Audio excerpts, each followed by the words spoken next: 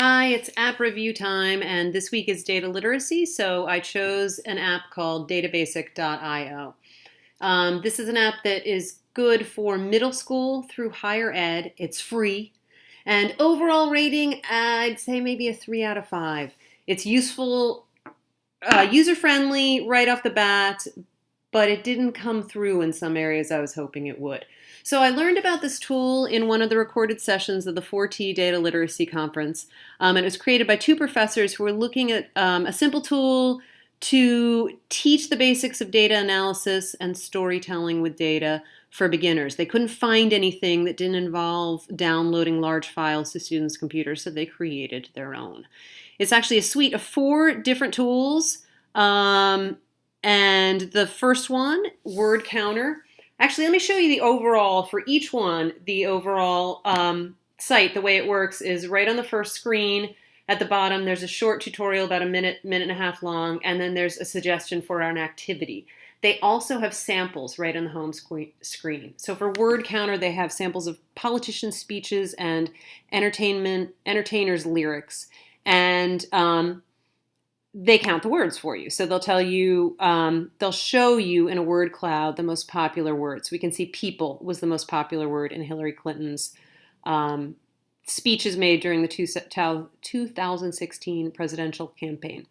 The bonus this does over your typical word cloud is it also gives you bigrams and trigrams. I did not know what this meant, but they're 2 words next to each other, the frequency of those 2 words that are repeated, or 3 words.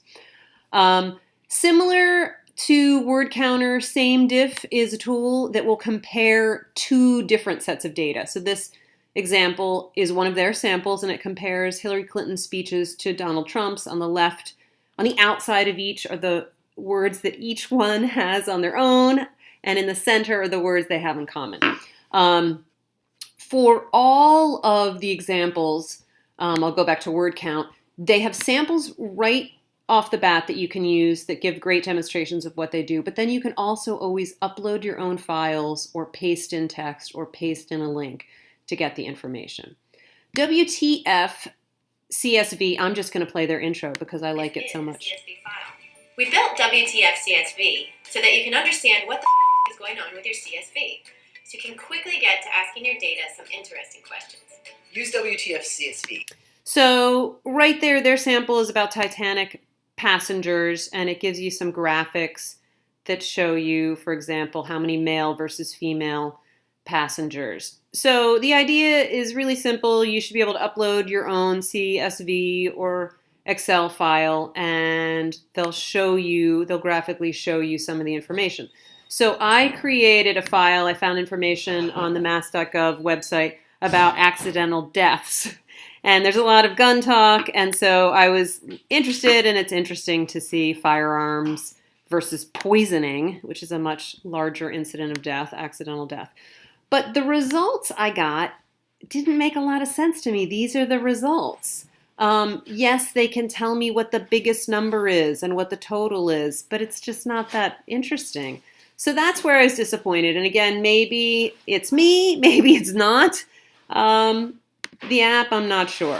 And then the final app is teaching you about networks and how people are connected to each other, groups of people.